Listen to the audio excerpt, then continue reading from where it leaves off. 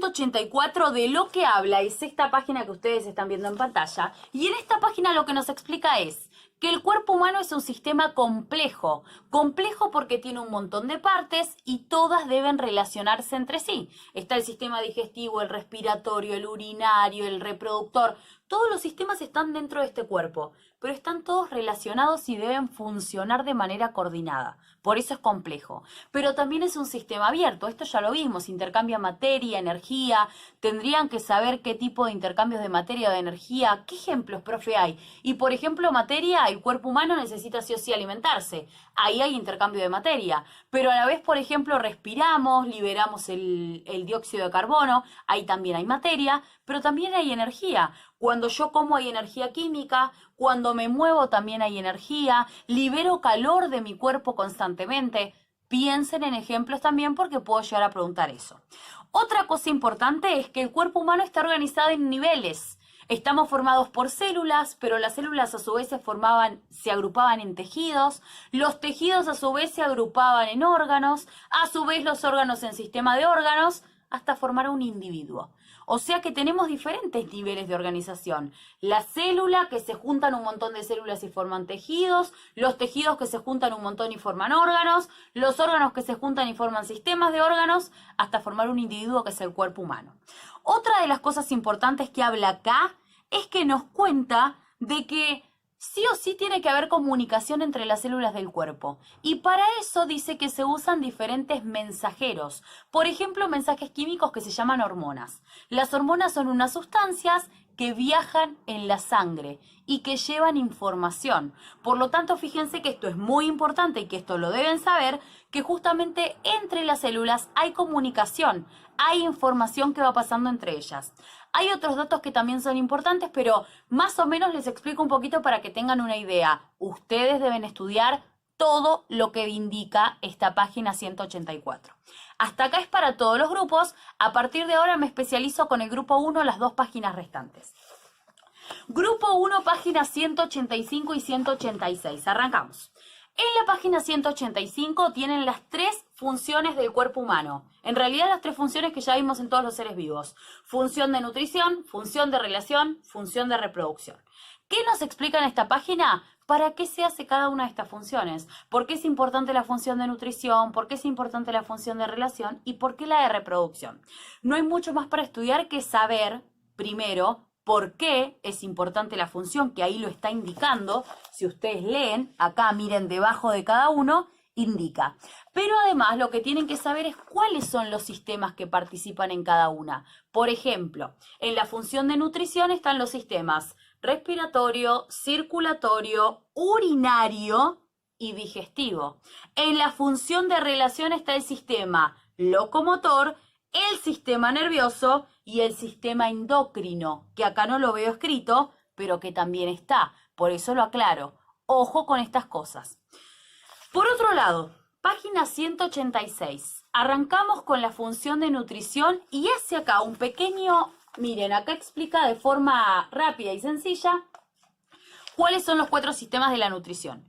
Esto nosotros también lo vimos con animales y es exactamente igual. Habla que está el sistema digestivo, el respiratorio, el urinario, pero que también está el sistema circulatorio. Y explica la función de los 4. Entonces, eso lo deben de saber. ¿Qué hace el sistema digestivo? ¿Qué hace el respiratorio? Y ahí también entendemos que los 4 están conectados. Por otro lado, ¿qué más tengo que saber sobre el sistema digestivo? Y acá agrego algo que lo deben saber en la lección oral. Tomen apuntes de esto y paren el video si es necesario. El sistema digestivo realiza 4 procesos. Uno es el de la ingestión. Repito, ingestión. ¿En qué consiste? En ingerir los alimentos. Básicamente cuando me como una milanesa, me como una ensalada, me como una pizza, en ese momento comienza el primer proceso del sistema digestivo, la ingestión. Ingiero un alimento, ingresa a mi cuerpo un alimento. Segundo proceso, lo está indicando acá, es el de la digestión. ¿Digestión en qué consiste? Empiezan a procesarse los alimentos, empiezan a reducirse, a hacerse más pequeños los alimentos, porque en realidad lo que mi cuerpo necesita son los nutrientes de ese alimento. Por lo tanto hay que empezar a romperlo, a destruirlo, a degradarlo, como le querramos decir.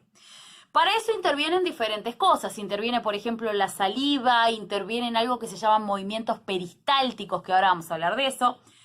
Sigue el proceso este. Una vez que los alimentos se digirieron, se rompieron, ya tengo el nutriente, el tercer proceso es absorción.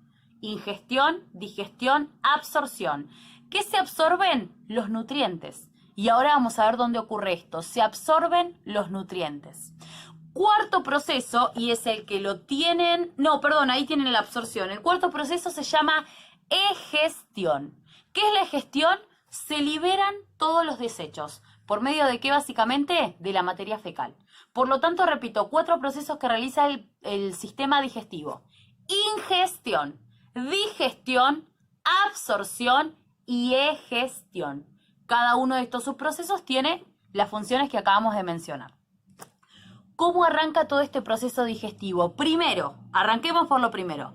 Los alimentos ingresan en la boca. Una vez que ingresaron en la boca son triturados por los dientes que tenemos de diferentes tipos. Eso quizás podría estudiarlo alguien, qué sé yo, tiro como data. Empiezan los dientes a moler el alimento, a destruirlo. Una vez que están los alimentos en la boca, se empiezan a mezclar con la saliva. Por lo tanto, la saliva en realidad proviene de unas glándulas que se llaman glándulas salivales, que hay algunas abajo de la lengua, que hay otras acá a los costados. Esas glándulas salivales generan la saliva que empieza a combinarse con el alimento que fue masticado. ¿A dónde pasa ahora el alimento? Pasa por el esófago. Es un tubo que está acá. Una vez que el alimento va pasando por el esófago, dice que de ahí, primero, pasa por la faringe, pasa por el esófago, llega al estómago. Una vez que el alimento está en el estómago empieza la digestión. Una parte empezó con la saliva, pero la digestión real está en el estómago, porque ahí al estómago van a llegar un montón de jugos muy ácidos, que inclusive para que ustedes piensen en esto, el estómago se podría comer al mismo por los ácidos que genera. Pero se genera una sustancia que es como una especie de moco, que lo que hace esa sustancia es cubrir a todo el estómago, por lo tanto el estómago resiste todos esos jugos muy ácidos, porque si no se podría digerir al mismo. ¿Qué sucede ahí en el estómago? Empiezan a ocurrir movimientos peristálticos. En realidad en el esófago ya empiezan. ¿Cómo son esos movimientos peristálticos? En el esófago se cierra, se abre, se cierra, se abre. Y eso va generando que el alimento se vaya rompiendo de a poquito. Ese es un movimiento peristáltico. Ese tubo que es el esófago se cierra, se abre, se cierra, se abre y el alimento va pasando. Pero en el estómago se generan unos movimientos en donde también el estómago se contrae, se relaja, se contrae, se relaja, se mueve y se agita un poco. Y eso permite que también los alimentos continúen digiriéndose, además de los jugos ácidos que dije. ¿Qué otra cosa sucede entonces acá? Ya empiezan a mezclarse los alimentos con todos estos jugos ácidos y acá la digestión ya avanzó muchísimo, pero no termina acá, porque ahora sigue. ¿Y hacia dónde va a parar? Va del estómago hacia el intestino delgado. En el intestino delgado, si bien continúa esto de la digestión, dice acá y lo cuenta de que en el intestino delgado llegan otros tipos de jugos. Por ejemplo, unos jugos que provienen de la vesícula biliar, que es un órgano que está conectado con el hígado y genera una sustancia que digiere las grasas. Todas las grasas son digeridas justamente por este líquido que provoca la vesícula biliar, que se llama bilis. Y por otro lado, el páncreas también genera unas sustancias que van a parar al intestino delgado, en donde se termina el proceso de la digestión. Se terminan de romper estos alimentos y ya tenemos el nutriente. ¿Qué va a pasar ahora? En el intestino delgado se absorben los nutrientes, pero ojo, si bien la mayor parte de los nutrientes se absorben ahí, en el intestino grueso se absorbe mucha cantidad de agua y esto es clave. Por eso la materia fecal suele ser más bien sólida, porque toda el agua la trató de absorber al máximo para que vuelva al cuerpo el intestino grueso. ¿Qué pasa cuando no ocurre esto? Y ocurre, por ejemplo, fenómenos como la diarrea, que en realidad la materia fecal es mucho más líquida. ¿Y eso a qué se debe? A que pasó tan rápido por el proceso digestivo los alimentos que el intestino grueso no logró absorber toda la cantidad de agua que pudo. por lo tanto la materia fecal continúa en un estado bastante líquido, pero eso no sería lo normal, por eso lo aclaro.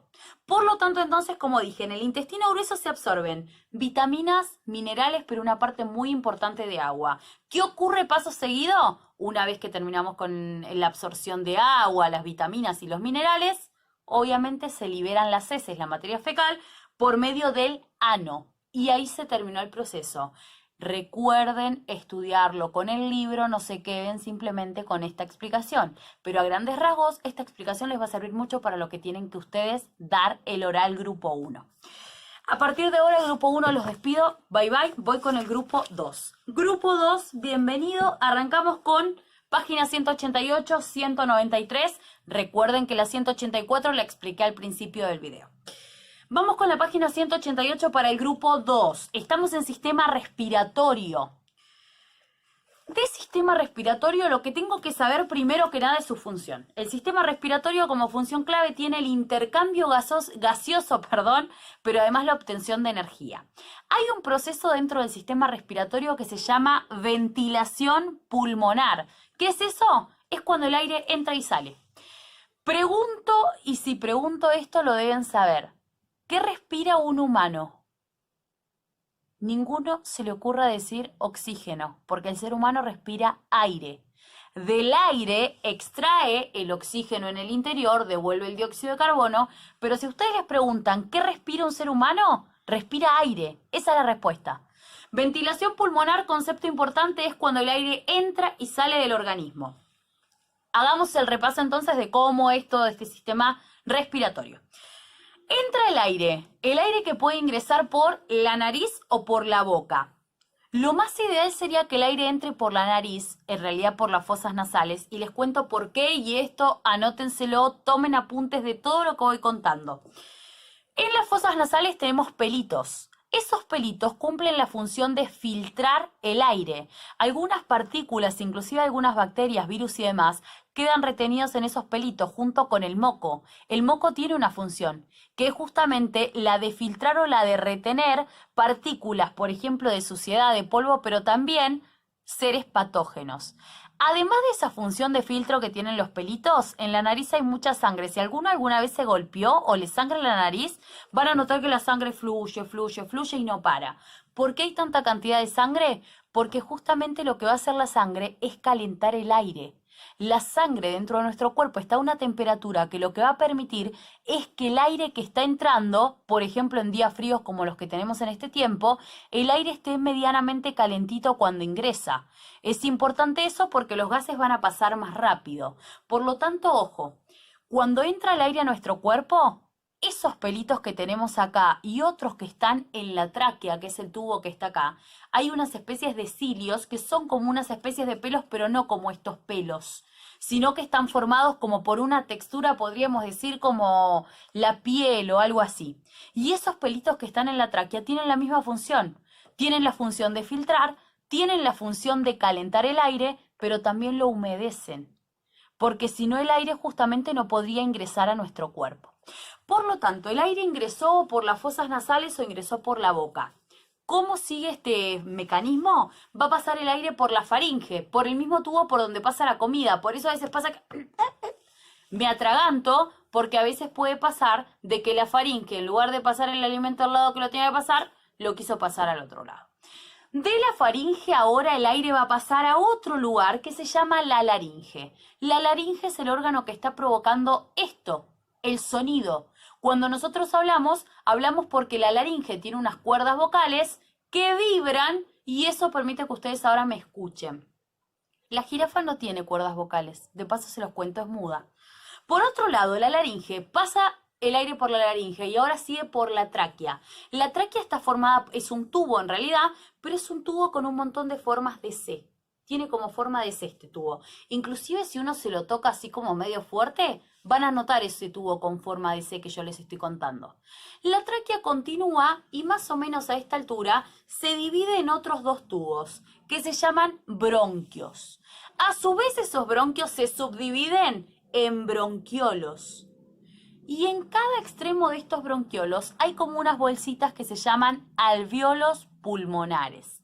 Y esto es lo importante porque A partir de que entramos en los bronquios, ya estamos dentro de los pulmones. Hay dos pulmones. El pulmón más grande es el pulmón derecho, porque el izquierdo, ¿qué pasa?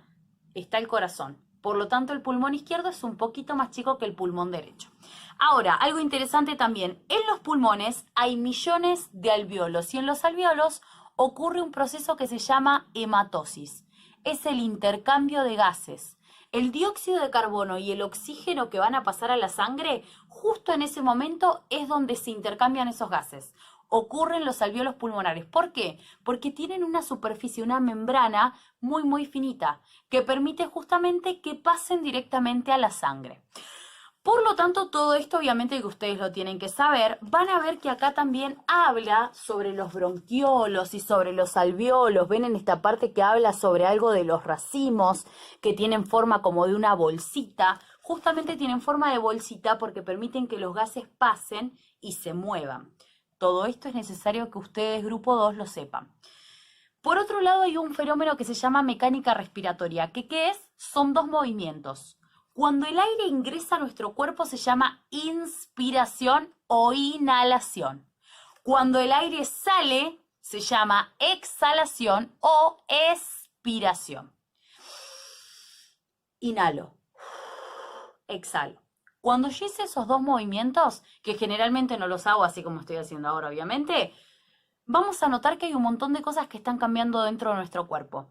Hay un músculo que está abajo de los pulmones que se llama diafragma. Y ese músculo, según si el aire entra o sale, sube o baja.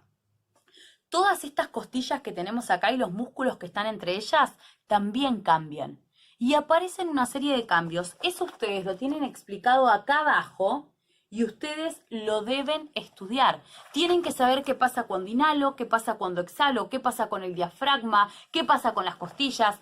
Todo eso lo tienen que estudiar tal como está, por eso no voy a ahondar en eso. Paso al siguiente tema, que es la página 193 que ustedes tienen. Para esta página 193 vamos a hablar sobre el sistema nervioso. Lo primero que tenemos que saber es que el sistema nervioso tiene unas células especiales que se llaman neuronas. Tenemos miles de neuronas en nuestro cuerpo y estas neuronas, recuerden que son las células especiales de este sistema.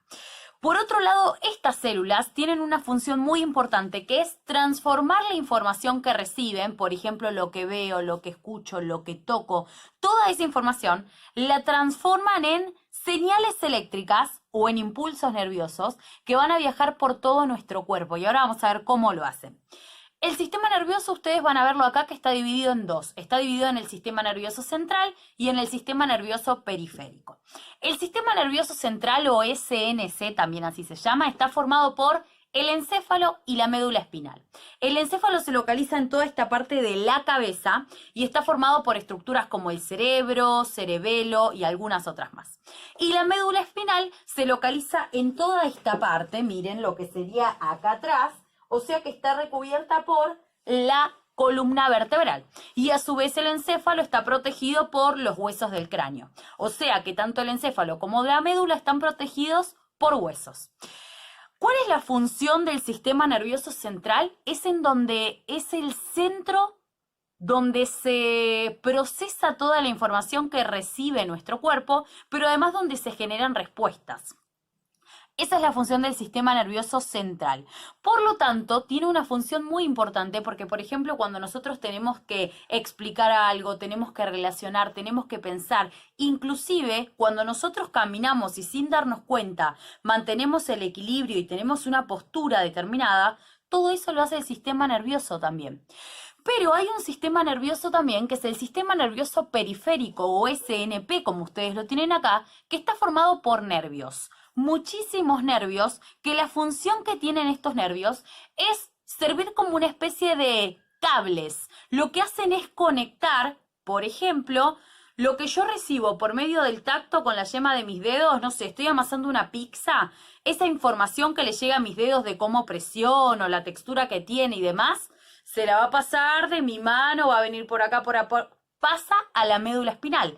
De la médula pasa al cerebro. Esa es una de las funciones que tiene el sistema nervioso periférico. Funciona como una especie de puente o de canal que va a conectar a los receptores, o sea, por ejemplo, a los órganos de los sentidos, justamente con el sistema nervioso central. Y como dijimos, además de eso, se va a conectar con los efectores, que ¿quiénes son los efectores? Son los que crean respuestas. Una vez que llega la información, por ejemplo, de lo que veo, de lo que escucho, de lo que toco, llega a la médula espinal, pasa al cerebro, se procesa toda esa información, ¿qué va a hacer mi cerebro? Va a generar una respuesta. Si, por ejemplo, me estoy pinchando, la respuesta va a ser que saque la mano. Si estoy escuchando algo, mi cerebro va a detectar qué tipo de sonido es, de dónde viene. Si veo algo, también lo mismo. Entonces, esas respuestas, ¿quiénes las van a llevar a cabo? Los efectores. Puede ser una glándula, puede ser un músculo, por ejemplo, puede ser un movimiento, eso que se genere. Por otro lado está el sistema endocrino. Estos dos sistemas, tanto el nervioso como el endocrino, participan en la función de relación. ¿Qué hace el sistema endocrino? Dijimos que acompaña al sistema nervioso. ¿Y cuál es la función? Tiene en realidad unos mensajeros químicos. Hay unas sustancias que viajan por la sangre y que llevan información. Esas sustancias se llaman hormonas y en nuestro cuerpo hay muchos tipos de hormonas. Estas hormonas están justamente creadas por unas glándulas que se llaman glándulas endocrinas. Son unos órganos que crean estas hormonas. En el libro dice que las fabrica y las secretan. ¿Qué quiere decir que las secretan? Las liberan, eso quiere decir. Estas glándulas, estos órganos especiales, lo que hacen es crear las hormonas y liberarlas a la sangre. Por otro lado, lo que también nos cuenta acá en el libro es que estas hormonas cuando viajan por la sangre no viajan a cualquier lado, sino que viajan a lugares específicos, donde van a provocar un efecto. Y esos lugares donde se provoca un efecto se llaman células blanco. Donde las hormonas viajan y causan ahí un cambio o un efecto, repito que se llaman células blanco. O sea que las hormonas, las glándulas y las células blanco están íntimamente conectadas. La glándula es el órgano que genera y libera las hormonas a su vez viajan por la sangre y hacen su efecto en las células blanco. ¿Qué más nos cuenta acá? Cuenta que en el cerebro hay una zona que se llama hipotálamo y que ese hipotálamo está conectado con una glándula muy especial que se llama hipófisis. El hipotálamo con la hipófisis forman así como un complemento, como una especie de amistad extrema, en donde se encargan de regular a todo el resto de las glándulas del cuerpo. Por eso es que es muy importante que el hipotálamo y la hipófisis funcionen correctamente, porque regulan a todas las otras glándulas que hay en nuestro cuerpo. ¿Qué tipo de glándulas hay en nuestro cuerpo? Y por ejemplo una que se llama timo, que se encuentra en esta zona y tiene una función inmunológica. Una glándula que se llama tiroides, que está acá. Se encuentra en otras glándulas como por ejemplo el páncreas, los ovarios, los testículos en el caso de hombres o mujeres. Es importante que también conozcamos que el sistema endocrino tiene respuestas más lentas y a largo plazo. Eso quiere decir que las respuestas pueden durar días, horas, meses, años. En cambio, el sistema nervioso, como dijimos que es por pulsos eléctricos, es una respuesta que a veces puede durar una fracción de segundo. Es muy, muy rápida. Y por otro lado, recordar que en el sistema nervioso las respuestas van a viajar por los nervios, pero en el sistema endocrino, como dijimos, las hormonas viajan por la sangre y esa también es una de las diferencias. Además, acá por ejemplo lo dice que hay algunas glándulas, como por ejemplo pasan con los ovarios y los testículos, que son gónadas, que además de generar, como dijimos, hormonas, generan otras cosas, como por ejemplo en el caso de los testículos y los ovarios, generan por ejemplo gametos. Pero además podríamos mencionar el páncreas, que además de generar, como dijimos, las hormonas, insulina por ejemplo es una de ellas, generan el jugo pancreático que se necesita para el sistema digestivo. Por eso es que agregamos que las glándulas a veces pueden tener también otras funciones, no solamente liberar hormonas. Así que grupo 2 entonces, recuerden que tienen estas dos páginas, página como dijimos 188 y 193. Por favor recuerden que además de estudiar, estas dos páginas tienen la 184. Tomo 4 preguntas de eso, pero ojo, tienen que ampliar un poquito con el tema que ustedes quieran dentro de esas 3 páginas. Grupo 2, los despido, gracias por haber escuchado toda esta explicación. Recuerden que esto es como una especie de apunte rápido. Ayúdense con este apunte rápido, pero lean todas las páginas del libro. Los despido, Grupo 2, gracias por haberme escuchado, les mando un abrazo. Bienvenido ahora sí al Grupo 3. Grupo 3, nosotros tenemos para trabajar la página 184 que la tienen al principio del video, 189 que es la que voy a comenzar a explicar ahora y 194. Rápidamente, recuerden por favor revisar lo que dije todo al principio del video. Recuerden que son 4 preguntas, pero que tienen que ustedes ampliar sobre estas 3 páginas, 184, 189 y 194. Página 189, nos metemos con sistema circulatorio y sistema linfático. Dos sistemas que tienen mucho para poder charlar, y estos dos sistemas, ustedes lo primero que van a tener que saber de ambos es cuál es la función. Esto algo lo empezamos a ver cuando nosotros vimos el grupo de animales, cuál era la función del sistema circulatorio, pero ahora van a tener que agregarla del sistema linfático. Pero por otro lado, lo que nosotros ya también empezamos a trabajar, y a esto lo vimos, hay 3 vasos sanguíneos, tema viejo, lo hicieron ustedes en animales. Venas, arterias, capilares. Agrego esta información que deben saber el día del oral. Las venas entran la sangre al corazón. Las arterias sacan la sangre del corazón. ¿Y qué hacen los capilares sanguíneos? Conectan a las venas y las arterias. Funcionan como una especie de puente. ¿Por qué se le dice capilar sanguíneo? Porque tiene el grosor de un pelo, de un capilar. Este es el grosor que tienen los capilares sanguíneos. Aún así, son los que conectan venas y arterias. Imagínense el poder que tienen estos capilares sanguíneos. Ahora, si avanzamos un poco más, circulando por estas venas, arterias y capilares está la sangre. La sangre es un tejido. ¿Por qué es un tejido? Porque está formada por células diferentes. Glóbulos rojos, glóbulos blancos, plasma, plaquetas. Los glóbulos rojos son los que le dan el color a la sangre y transportan oxígeno. Glóbulos blancos participan en la función de defensa del cuerpo. Plaquetas intervienen en la coagulación. Cuando yo me corto, miren, a mí por ejemplo la otra vez acá me lastimé con el horno. Cuando uno se lastima, inmediatamente para que mi cuerpo no libere tanta sangre, las plaquetas van hasta ese lugar y forman como un tapón para que no se pierda tanta cantidad de sangre. Esa es la coagulación. Las plaquetas se juntan todas y forman como una especie de tapón. Esa es la función que ellas tienen. Pero también está el plasma, que el plasma en realidad está formado por mucha cantidad de agua y es el líquido en donde están los glóbulos rojos, los glóbulos blancos y las plaquetas que mencioné. Por otro lado, el corazón sabemos que funciona como una bomba. El corazón se contrae y se relaja, se contrae y se relaja. Es un músculo el corazón y está formado por 4 cavidades. 2 aurículas que están arriba, 2 ventrículos que se encuentran debajo. El corazón va a generar que la sangre circule por todo el cuerpo. Y para hacer eso, hace 2 circuitos. Uno que se llama el circuito menor, otro que se llama el circuito mayor.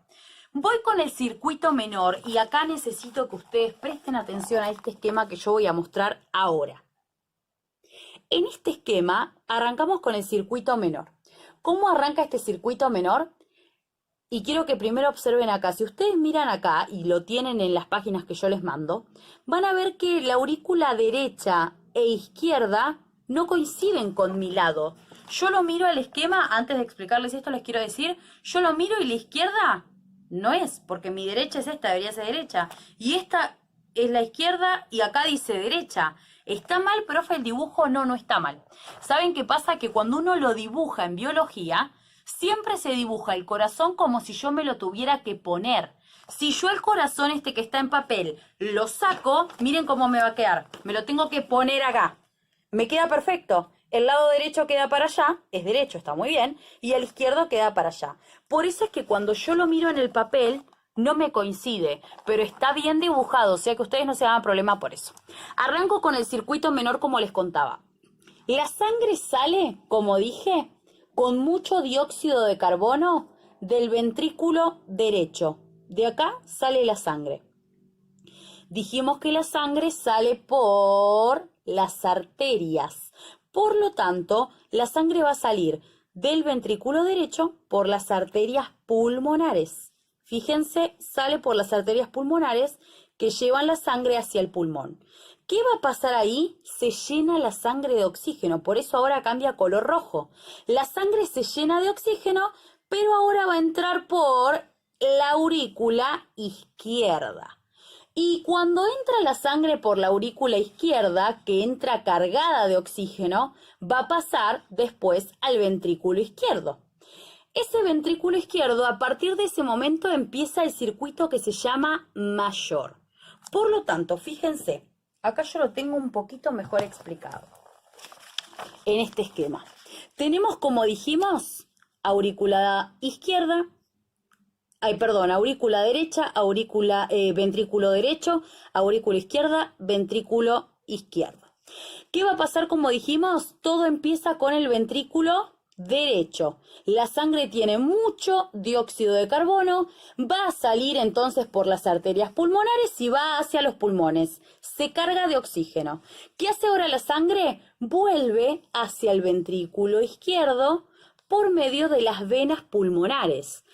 Pasa del ventrículo izquierdo, de la aurícula izquierda, al ventrículo izquierdo. De aurícula a ventrículo izquierdo. ¿Qué va a pasar cuando ya está acá? Arranca el sistema que se llama circuito mayor.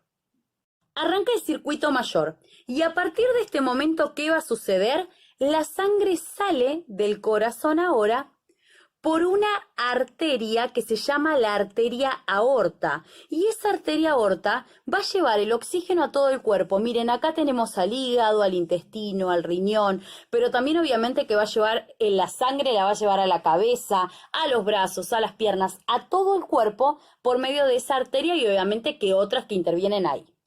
Una vez que la sangre fue hacia todo el cuerpo, pierde el oxígeno y se llena de nuevo de dióxido de carbono. ¿Qué va a pasar en ese momento? Vuelve la sangre con mucho dióxido de carbono después de haber pasado por todo el cuerpo y entra a la aurícula derecha por medio de ahora las venas cavas. Pasa de nuevo al ventrículo derecho y volvemos a comenzar con el circuito menor. Que se acuerdan que era lo que dijimos. Del ventrículo derecho la sangre sale por las arterias pulmonares, va a parar de nuevo a los pulmones, se carga de oxígeno, entra del lado izquierdo, pasa por la aurícula, que entraba, dijimos, por las venas pulmonares, pasa por el ventrículo izquierdo, pasa por la arteria aorta a todo el cuerpo y así continuamente. O sea que fíjense que la sangre tiene dos circuitos. El menor, que es un circuito cortito, porque dijimos que arranca más o menos desde el ventrículo derecho donde la sangre no tenía nada de oxígeno y lo va a buscar por medio de las arterias pulmonares a los pulmones, se llena de oxígeno y entra del lado izquierdo con mucho oxígeno. Pasa por la aurícula izquierda, ventrículo izquierdo y a partir de ahí empieza el circuito mayor. ¿Por qué es mayor? Porque alcanza muchas más partes del cuerpo. Va hacia la cabeza, va hacia las extremidades, los brazos, las piernas, el torso. Lleva todo el cuerpo el oxígeno. Por eso se dice que uno es menor, el otro es mayor. Ahora, ¿qué más tenemos que saber o qué otra cosa interesante hay en todo esto? Otra de las cosas interesantes también que hay es el sistema linfático. El sistema linfático forma parte del sistema circulatorio, pero es un sistema aparte. También está formado por un sistema de tubos, está en nuestro cuerpo, pero tiene dos funciones.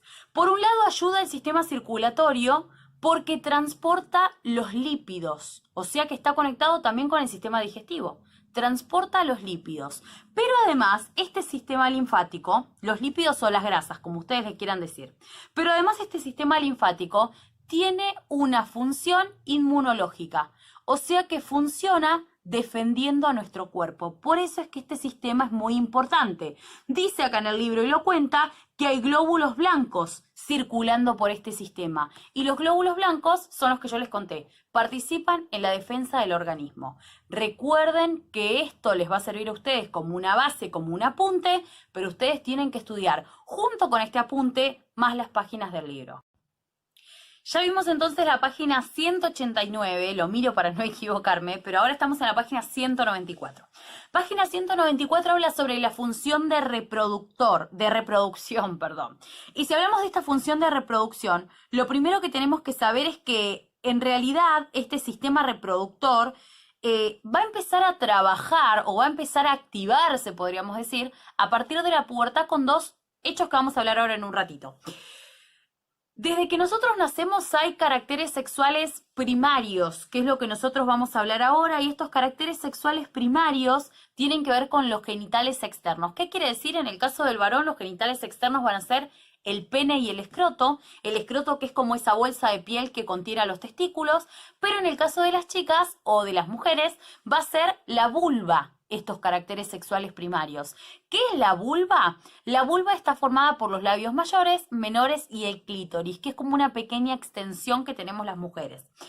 Y además es un órgano eréctil, que más adelante vamos a hablar sobre todas estas cuestiones.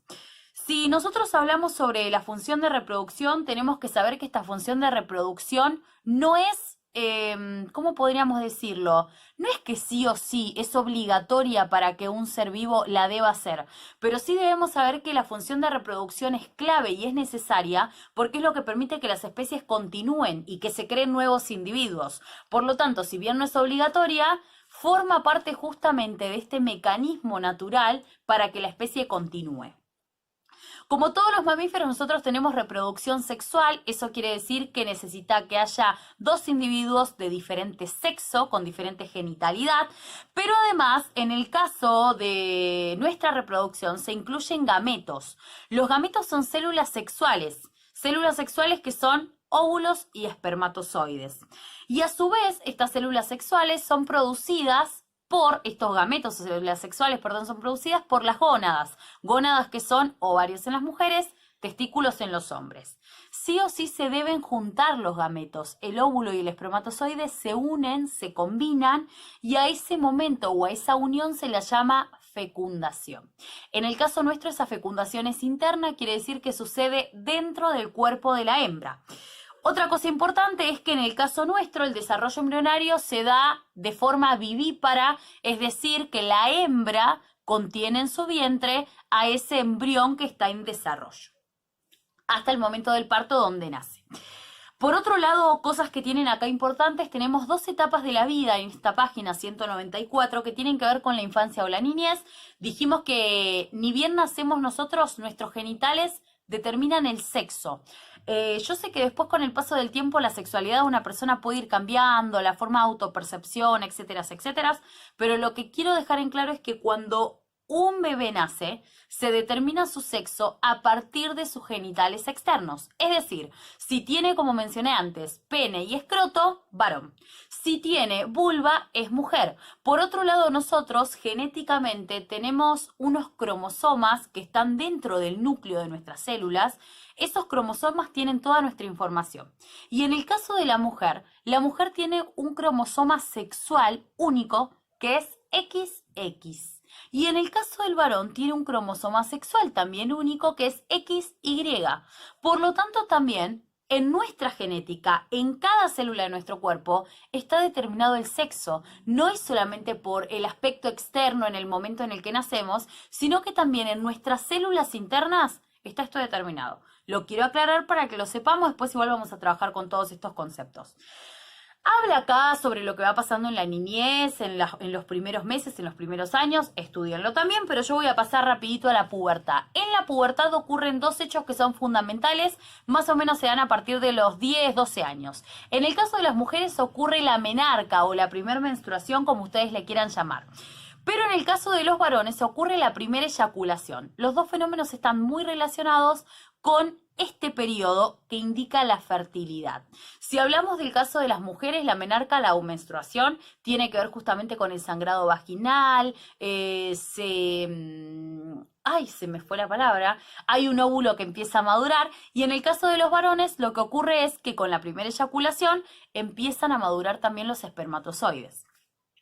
Este es el periodo fértil de la vida, quiere decir que a partir de este momento hay posibilidad de embarazo y obviamente, y siempre lo digo, psicológicamente, económicamente, laboralmente hay un montón de aspectos en donde todavía ningún chico o chica, porque todavía son chicos y chicas, adolescentes, preadolescentes, como le querramos decir, hasta algunos dirán que son niños, bueno, también puede ser un término, pero digo, no están preparados ni psicológicamente, no. Pero digo, lo que sí quiero aclarar es que esto determina biológicamente que empieza el periodo fértil de la vida. Por otro lado, en esta etapa también aparecen caracteres sexuales secundarios. ¿Qué quiere decir? Son características que acompañan a estas características primarias que yo les había mencionado, el tener vulva o el tener pene y escroto. ¿Qué características secundarias aparecen? En el caso de los varones aparecen un montón, que son las que enumera el libro, las tienen ustedes aquí debajo, miren. Son estas que están acá. En el caso de los varones son características como, por ejemplo, que se pone la voz más grave, esta parte del torso que se ensancha, o aparecen un montón, les pido que ustedes estudien todas, obviamente, pero en el caso de las mujeres, por ejemplo, las más principales son que las mamas empiezan a agrandarse, se abultan un poco más, el ensanchamiento de caderas, entre otras. Tienen un montón, estudien todas las características que aparecen. En esta etapa también, que tiene que ver con la pubertad y la adolescencia, empieza esto de querer independizarnos, de sentirnos más autónomos, de querer tener más experiencias, más amigos, probar por nosotros mismos. Son todas cosas que tienen que ver con esta nueva etapa, que ya nos va preparando también para la siguiente, que es la etapa de la adultez. Un poquito antes sea la juventud, pero bueno, de la juventud saltamos también a la adultez. Recuerden, por favor, yo esto lo estoy haciendo de una forma muy rápida, es un apunte muy resumido. Esto obviamente que sirve para estudiar, si quieren repásenlo varias veces, pero ustedes tienen que estudiar de este apunte rápido que yo estoy indicando con las páginas del libro. Así que por favor, grupo 3, tengan en cuenta esto. Grupo 3 entonces ya dejé todo claro, recuerden que la página 184, como les dije, estaba al principio del video. Escuchen bien también todas esas preguntas que yo voy diciendo las respuestas también por si a ustedes les surge alguna de estas preguntas similares. 189, 194, acabo de explicarlas, así que les mando un abrazo grande. Gracias grupo 3 por estar del otro lado. Y ahora sí doy la bienvenida al último grupo. No voy a decir que es el mejor de la historia, pues es el último grupo igual. Último grupo es el grupo número 4, grupo número 4. Empiezo con las indicaciones para ustedes. Primera indicación. Recuerden que la página 184 está al principio de este mismo video. Recuerden que en la descripción igual tienen todas las cositas anotadas, pero 184 aparece al principio junto con algunas preguntas y respuestas que yo me hice. Y por otro lado, recuerden que también en el oral ustedes van a tener que rendir las 4 preguntas más el punto extra que deben preparar del tema que yo ahora les voy a contar. Página 184... ya la vieron al principio del video. Voy por la página 190. Página 190 habla sobre el sistema urinario. El sistema urinario, primero voy a decir algo. El cuerpo tiene que sí o sí, y esto es una necesidad, el cuerpo tiene que liberar las sustancias que son tóxicas. Y dentro de esas sustancias tóxicas hay varias, y en realidad nuestro cuerpo libera las sustancias de diferentes formas, por ejemplo, por medio del sudor, de la materia fecal, de la orina, hay un montón de maneras. Inclusive cuando nosotros hacemos esto, estoy liberando sustancias. Libero el dióxido de carbono, que también si acumulo un montón, no es positivo para mi cuerpo. Si hablamos de este sistema, que es el sistema urinario, la principal función del sistema urinario es eliminar o excretar, como le querramos decir nosotros, sustancias que pueden ser, por ejemplo, medicamentos, sustancias tóxicas o también mucha cantidad de agua que se tiene que liberar porque en realidad nuestro cuerpo tiene que tener un balance de la cantidad de agua que hay dentro de él. Pero además acá el libro también me lo cuenta de algunos iones que son sustancias como por ejemplo el calcio, el sodio, el potasio. Si bien esas sustancias las necesitamos, no necesitamos que estén en gran cantidad. Por eso en la orina se regulan y se eliminan estas sustancias. No todas, pero un porcentaje de ellas. Estas sustancias que se liberan, lo primero que tengo que saber, y esta es la gran pregunta del millón, porque siempre preguntan, profe, ¿de dónde sale la orina? La orina básicamente se filtra a partir de la sangre. La sangre va a pasar por los riñones son 2 órganos que tienen más o menos el tamaño de este puño cerrado. Los riñones están ubicados detrás de nuestra espalda. Miren, me voy a parar, más o menos acá. A esta altura se encuentran los riñones. Y los riñones, dijimos que son 2, tienen el tamaño de este puño.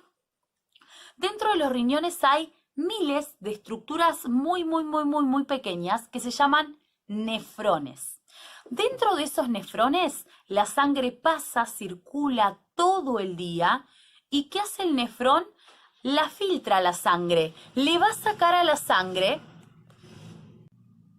el exceso de agua o sustancias tóxicas, como por ejemplo algunas que se llaman urea, ácido úrico, o estas sustancias como dijimos el calcio, esos que están así como en mucha cantidad, para que esté equilibrada la cantidad, hay una parte que se retira por medio de la orina.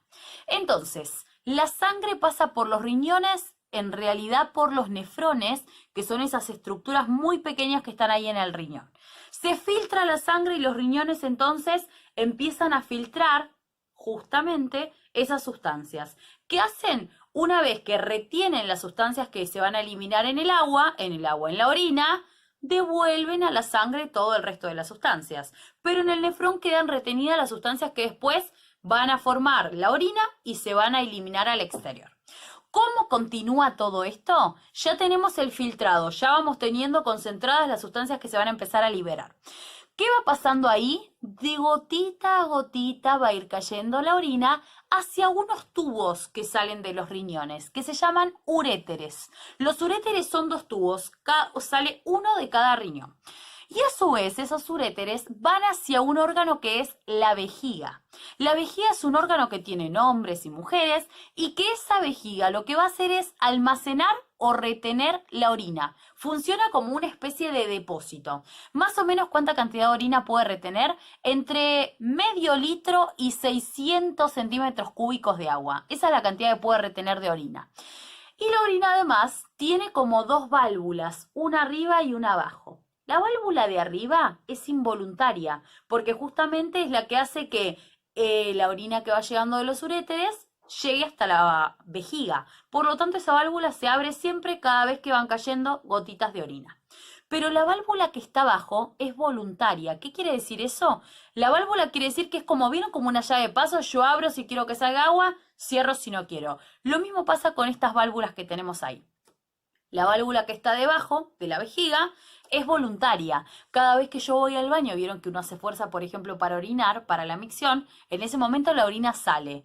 Con el paso del tiempo, esa válvula va perdiendo fuerza, por lo tanto, vieron que pasa que muchas personas llegan a la vejez y tienen que usar, por ejemplo, pañales, porque no tienen retención de la orina.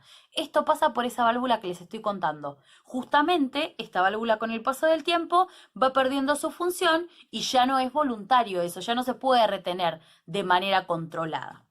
Dato importante entonces, dijimos que en la vejiga se acumula la orina. ¿Cómo hace la orina para salir? Sale por un tubo que tienen también hombres y mujeres que se llama uretra.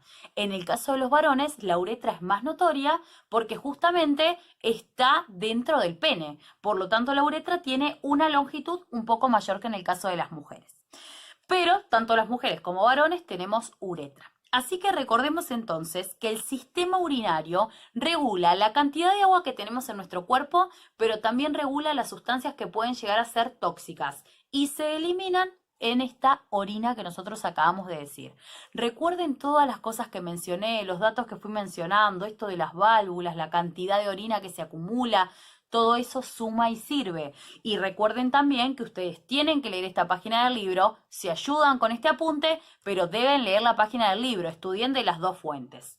Voy a la página 192, que es la última que nos queda para trabajar. Página 192 habla de la función de relación. Lo primero que tenemos que saber nosotros es que esta función de relación nos sirve no solo para relacionarnos con nuestro exterior, con lo que veo, lo que escucho, lo que toco, lo que huelo, sino que también nos sirve para relacionarnos con nuestro interior. Cuando me duele la panza, cuando me siento mal, cuando tengo fiebre, eso tiene que ver con la función de relación. Me permite interactuar esa función con el exterior, con lo que pasa alrededor mío, pero también con mi propio interior, con mi propio cuerpo. ¿Qué pasa con esta función de relación? Hay sistemas que están coordinados. Eso quiere decir que entre los dos se relacionan porque los dos ayudan en una misma función. Y este es el sistema nervioso y el otro es el sistema endocrino. Los dos tienen el mismo objetivo, la misma meta, que ¿cuál es en este caso? Justamente es poder trabajar juntos y que el cuerpo se mantenga estable y a la vez poder justamente generar que el ser vivo, como en nuestro caso, los humanos, podamos relacionarnos con el exterior e interior como dijimos. Pero además vamos a ver que está el sistema locomotor, porque sí o sí en estas respuestas muchas veces intervienen los movimientos. Por eso hablamos del sistema locomotor que también participa acá. ¿Qué pasa con todo esto que nos llega, esta información que nos llega? Bueno, tenemos que saber que se dan una serie de pasos. Miren, primero hay un receptor.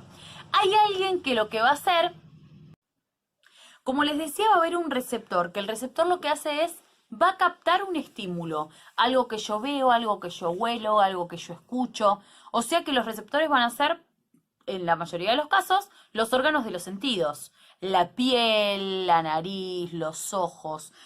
¿Qué pasa con ese receptor entonces? Ese receptor va a llevar toda esa información y acá en el libro nos cuenta que lo hace por una vía que se llama aferente.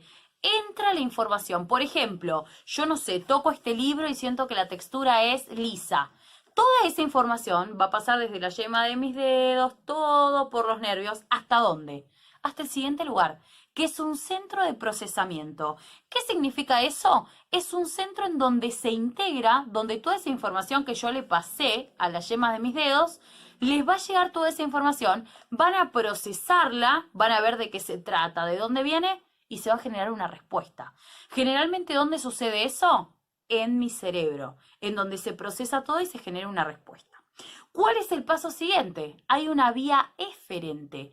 Toda esa respuesta que se armó ahora tiene que de nuevo salir. Primero la información entró, ahora sale por esa vía eferente. ¿Por dónde va a salir esa información y hasta dónde va a llegar? Hasta un efector. ¿Qué es un efector? Es un órgano que va a hacer una respuesta. Por ejemplo, es un músculo. Yo toco esto, pero en realidad mis músculos son los que mueven la mano y yo voy sintiendo diferentes cosas. Cuando muevo los ojos, cuando escucho algo, cuando por ejemplo me estoy pinchando y tengo que sacar la mano rápido, me quemo y lo mismo tengo que sacar la mano rápido, ahí hay efectores. Son los músculos, por ejemplo, de mi cuerpo que hacen que yo rápidamente me mueva, llevan a cabo una respuesta. Como dijimos que los receptores en la mayoría de los casos son los órganos de los sentidos, como dije, y acá también lo que el libro cuenta es que los efectores son los órganos que llevan a cabo, que ejecutan las respuestas, como por ejemplo los músculos esqueléticos. ¿Cuáles son los músculos esqueléticos? Justamente los músculos, por ejemplo, cuando yo muevo la mano así, cuando muevo los dedos así, cuando muevo la cabeza así, son todos los que son voluntarios, los que yo hago que se muevan. Cuando yo camino hago que se muevan también. Inclusive cuando hago esto, por ejemplo, todos esos son músculos esqueléticos, pero también hay músculos involuntarios. El corazón en este momento me está latiendo y yo no le estoy diciendo al corazón movete, sin embargo se mueve. El sistema digestivo en este momento está haciendo la digestión de lo que comí y yo no le estoy diciendo que lo haga, sin embargo lo hace solo. Esos son músculos que son involuntarios y que también funcionan constantemente.